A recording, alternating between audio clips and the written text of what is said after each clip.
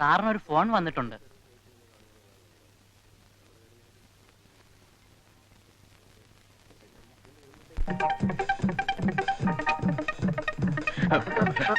Sorry.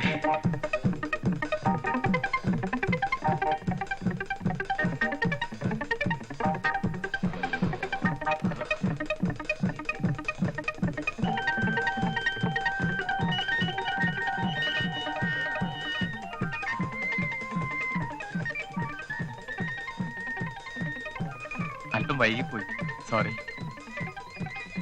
പൂക്കൾ കിട്ടി, thanks. ഏത് പൂക്കൾ?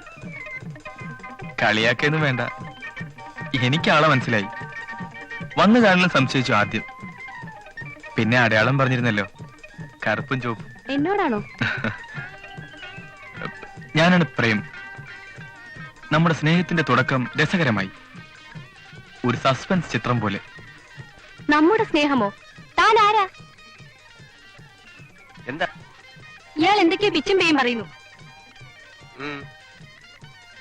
എന്താ വേണ്ടത്?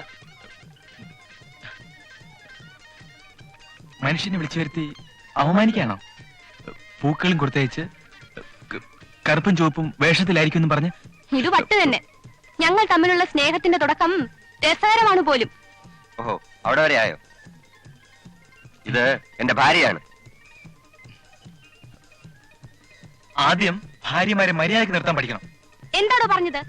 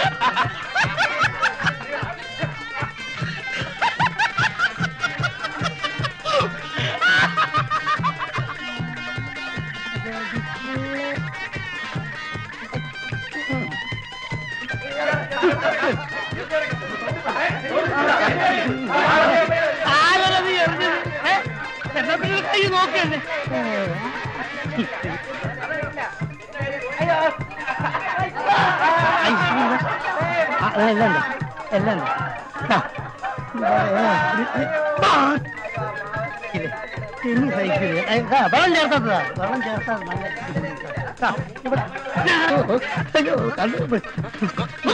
ഞാനൊരു ചക്കരയാണെങ്കിൽ കൊടുക്കാം, മറ്റൊരു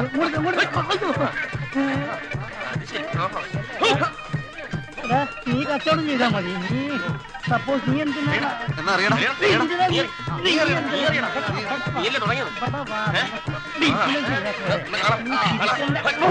അവിടെ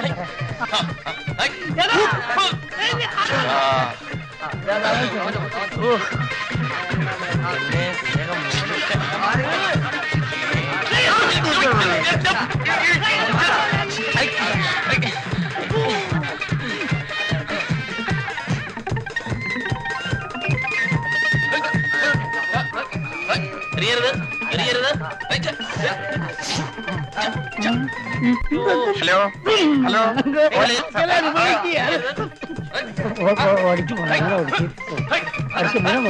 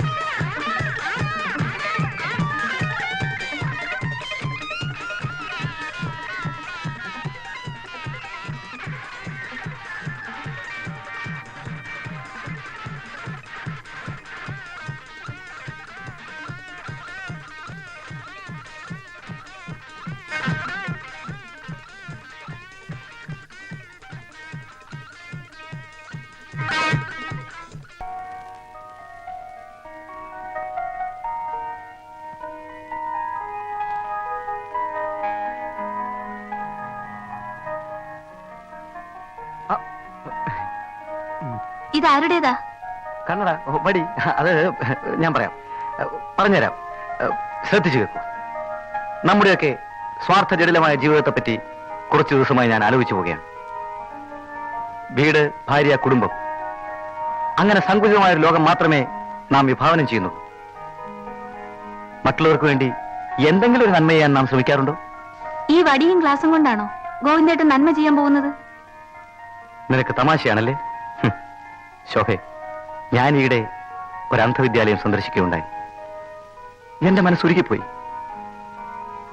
കണ്ണടയും വാക്കിംഗ് സ്റ്റിക്കും അവിടുത്തെ ഒരു അന്തേവാസിക്ക് കൊടുക്കാനുള്ളതാണ്. മനസ്സുരുകിയിട്ടും ഇത്രയല്ലേ ചെയ്യാൻ തോന്നിയുള്ളൂ? അല്ല, ഇനി അങ്ങോട്ട് ഞാൻ ഓരോരുത്തർക്കും ഓരോന്ന് കൊടുക്കാൻ പോവാണ്. ഉള്ള കാശ് മുഴുവൻ വടിയും കണ്ണാടിയും വാങ്ങിയിട്ട് എന്നെ കഷ്ടത്തിലാക്കാനാണോ പരിപാടി? അല്ലല്ല, ഇത് വാങ്ങാനുള്ള പണം ഇന്നു മുതൽ ഞാൻ ഓവർ ടൈം ജോലി ചെയ്തുണ്ടാക്കും. കാര്യമായിട്ട് പറയുകയാണോ? അതെ, എന്റെ മനസ്സമാനത്തിന് വേണ്ടി. അവിടെ 60 പേരുണ്ട്.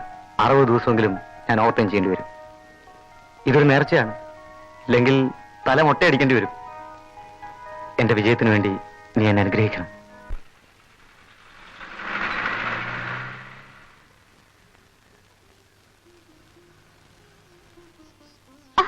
സോറി.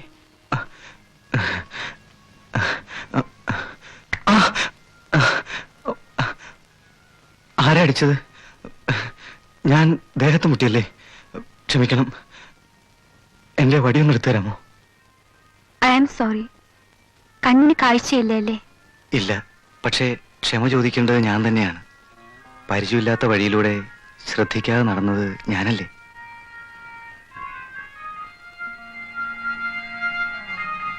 എവിടേക്കാ പോകേണ്ടത്? അത് എനിക്ക് തന്നെ അറിയില്ല. ഒരു കൂട്ടുകാരനെ തേടി ഈ നാട്ടിൽ വന്നതാ. അയാളൊരു ജോലി വാങ്ങിത്തരാമെന്ന് പറഞ്ഞു. പക്ഷേ ഇവിടെ വന്നപ്പോ അയാൾ നാട്ടിൽ പോയിരിക്കുക. അതുവരെ താമസിക്കാൻ ഒരിടം തേടി ഇറങ്ങിയതാ. വേദനിച്ചു? സാരമില്ല സഹോദരി, ഞാൻ പോട്ടെ. കൂട്ടുകാരൻ വരുന്നത് വരെ നിങ്ങൾക്ക് എന്റെ വീട്ടിൽ താമസിച്ചാൽ പോരെ? വേണ്ട, ഈ കണ്ണുപൊട്ടൻ എന്തിനു നിങ്ങൾക്കൊരു ശല്യമാവണം? അങ്ങനൊന്നും പറയരുത്. ഞാൻ ചെയ്ത തെറ്റിന് പ്രായച്ചിത്തം ചെയ്യാൻ എനിക്കൊരവസരം തന്നൂടെ? വരൂന്നേ. വീട്ടുകാർ അതൊക്കെ ഞാൻ നോയിക്കോളാം. വരൂന്നേ.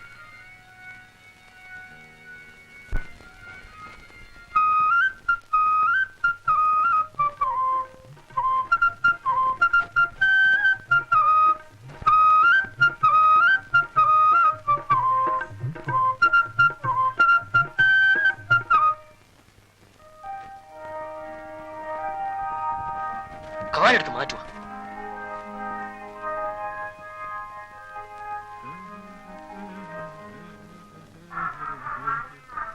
സലാം.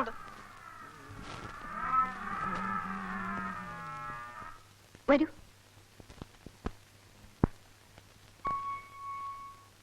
പതുക്കെ. അച്ഛാ, ഈ പാവത്തിന് കണ്ണ് കണ്ടൂടാ. കഷ്ടം തോന്നി ഞാൻ ഇങ്ങോട്ട് കൊണ്ടുപോന്നു. കണ്ണ് കണ്ടൂടെ? ഇവനോ? ഇതെന്താ കണ്ണാശുപത്രിയാണ്? ഞാനും നിന്റെ അമ്മയൊന്നും കണ്ണ് ഡോക്ടർമാരല്ലല്ലോ. ഒരു ജോലി കിട്ടുന്നവർ ഇവിടെ എങ്ങനെ കിടന്നോട്ടച്ഛാ? അവനെ മോളെ ഇക്കാലത്ത് ആരെ അങ്ങനെ വിശ്വസിച്ചൂടാ. ഇവനെ കണ്ടിട്ട് എന്റെ കള്ള ലക്ഷണമുണ്ട്. അയ്യോ, പാവം കിട്ടും. വരൂ.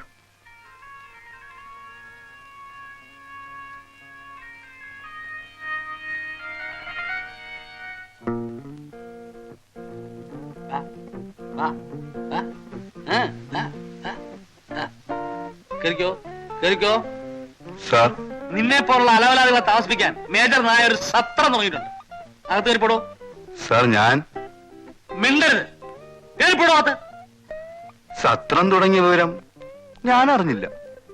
കറിയാച്ചന്റെ വീട് ഈ റോഡിലാണോ? കറിയാച്ചൻ ചത്തു. ഇതെന്താ പോസ്റ്റ് ഓഫീസാണോ? You get out from here. കിളവന് പ്രാന്ത. അച്ഛനാ പ്രാന്ത്. അപ്പൂപ്പൻ എന്നെ അനുഗ്രഹിക്കണം. അപ്പൂപ്പനാണെന്ന് എങ്ങനെ മനസ്സിലായി? ആരെങ്കിലും എന്റെ അടുത്തോട്ട് വന്നാൽ ഉള്ളിന്റെ ഉള്ളിൽ നിന്ന് ഏതോ ഒരു ശക്തി എന്നോട് വിളിച്ചു പറയും. അപ്പോ മുതിർന്നവരെ ബഹുമാനിക്കാൻ അറിയാവുന്ന ചെറുപ്പക്കാര് ഇപ്പോഴും ഉണ്ടില്ലേ മോളെ? കാഴ്ചയില്ല അപ്പൂപ്പ. കാശ് ഞാൻ ചോദിച്ചില്ലല്ലോ. എന്തിനാ കാശ്? പാവം, അപ്പൂപ്പന് ശ്രവണശക്തിയില്ല. നല്ല മനുഷ്യരെ ദൈവം എന്തിനിങ്ങനെ ശിക്ഷിക്കുന്നു? കണ്ണ് കാണാൻ വയ്യാത്ത ആളാ അപ്പൂപ്പ. ഞാനിങ്ങി കൊണ്ടുപോകും. ഇവിടെ ഉള്ളവർക്ക് ആർക്കും ചെവി കേട്ടൂടാ. ഉറക്ക പറയണം കേട്ടോ. കഴിക്കാൻ എന്തെങ്കിലും കൊടുക്കട്ടെ അപ്പൂപ്പ? കടിക്കുമോ? ശ്ശോ. വാ. ആരാ മോളെ? മീനുവിന്റെ അമ്മയല്ലേ? ആ. അമ്മയുടെ എല്ലാ ഐശ്വര്യവും സൽസ്വഭാവമാണ് മീനുവിന് കിട്ടിയിട്ടുള്ളത്. അമ്മ അടുത്തെത്തുന്നതിന് മുൻപ് വാത്സല്യം നിറഞ്ഞൊരു കാറ്റ് ഇങ്ങോട്ട് വീശുകയുണ്ടായി. ഞാനൊരു കണ്ണുകൂട്ടനാണ്. എങ്ങോട്ടെന്നറിയാതെ വഴിമുട്ടി നിന്നപ്പോ എങ്ങു നിന്നോ അമ്മയുടെ മകൾ, ഈ കൊച്ചു മാലാഖ, എന്റെ മുമ്പിൽ പ്രത്യക്ഷപ്പെട്ടു. ഞാൻ മാലാഹയൊന്നും അല്ല കേട്ടോ. മോൻ പറഞ്ഞത് വളരെ ശരിയാണ്. ഇവക്ക് എന്റെ എല്ലാ ഐശ്വര്യങ്ങളും കിട്ടിയിട്ടുണ്ട്. കുറച്ച് ദിവസം ഇവിടെ നിൽക്കട്ടമ്മേ. ഇയാളുടെ ഒരു കൂട്ടുകാരൻ നാട്ടിൽ നിന്ന് വരുന്നത് വരെ. ഇതൊരു തെറ്റിന്റെ പ്രായശ്ചിത്തമാണ്. മോളെ നീ ഞാൻ എല്ലാ കാര്യങ്ങളും അമ്മയോട് വിശദമായി പിന്നീട് പറയാം. വരൂ.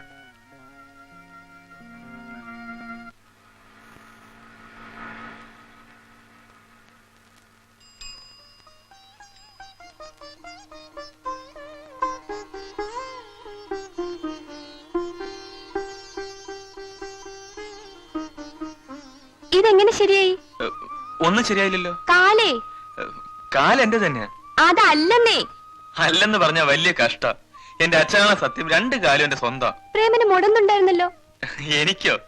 എന്തായി പറയണത്? ചിലപ്പോ ചില മുടന്ത ന്യായങ്ങൾ പറയാറുണ്ട്. എന്ന് വെച്ചാ അയ്യോ, ഞാൻ ആദ്യം കാണുമ്പോ മുടന്നുണ്ടായിരുന്നു. ഓ, അത് ശരിയാ. അന്ന് മീന് വന്നപ്പോ വാതിൽ തുറക്കാൻ നേരത്ത് എന്റെ കാല് ടീപ്പോയിൽ ഇടിച്ചതാ. പിന്നെ എത്ര ദിവസം കഴിഞ്ഞാ നമ്മള് വീണ്ടും കണ്ടത്? അന്നും ഉണ്ടായിരുന്നല്ലോ മുടന്ത്. അന്നും ഞാൻ എവിടെയെങ്കിലും വീണ് കാണും. ആകെ കുഴപ്പായി. ഇന്ന് ഞാൻ വീഴാത്തതോ? വീഴാലോ? വേണ്ട. അച്ഛനും കൂടി ഇരിക്കുമ്പോഴാ ഞാൻ വീരവാദം അടിച്ചത്. അംഗവൈകല്യമുള്ള ആളെ മാത്രമേ ഞാൻ എന്റെ ജീവിതത്തിലേക്ക് ക്ഷണിക്കുള്ളൂന്ന്. ക്ഷണിച്ചതല്ല, ഇടിച്ചു കയറിയതാണെന്ന് പറഞ്ഞോളൂ. നാണക്കേടായി. ഇഷ്ടപ്പെടുന്ന ഒരാളിന്റെ കാലൊടിഞ്ഞു കാണാൻ ആഗ്രഹിക്കുന്ന ഒരാളെ ഞാൻ ആദ്യമായിട്ട് കാണുക. ഞാനൊരു കാര്യം ചെയ്യാം. വല്ല മരത്തിന്റെ മണ്ടേ കയറി താഴോട്ട് ചാടി 2 കാലും ഒടിച്ചിട്ട് വരാം. അപ്പോ മീനുവിനെ എനിക്ക് സ്വന്തമാക്കാലോ. പ്രേമന്റെ കാലിന് അസുഖമാണല്ലോ എന്നോർത്താ ഞാനെന്ന് അങ്ങനെ പറഞ്ഞത്. ഇനിയിപ്പൊ എന്ത് ചെയ്യും? അതാ പ്രശ്നം. എന്ത് പ്രശ്നം? കല്യാണം കഴിയുന്നവരെ അച്ഛന് മുമ്പിൽ മുടന്തനാവാ. അങ്ങനെയായാലും മതി. മോളെ, മനസ്സിന്റെ ഉള്ളിൽ പ്രേമം കുടുങ്ങിയാൽ ആദർശവും അംഗവൈകല്യവും ഒന്നും ഉണ്ടാവില്ല കേട്ടോ.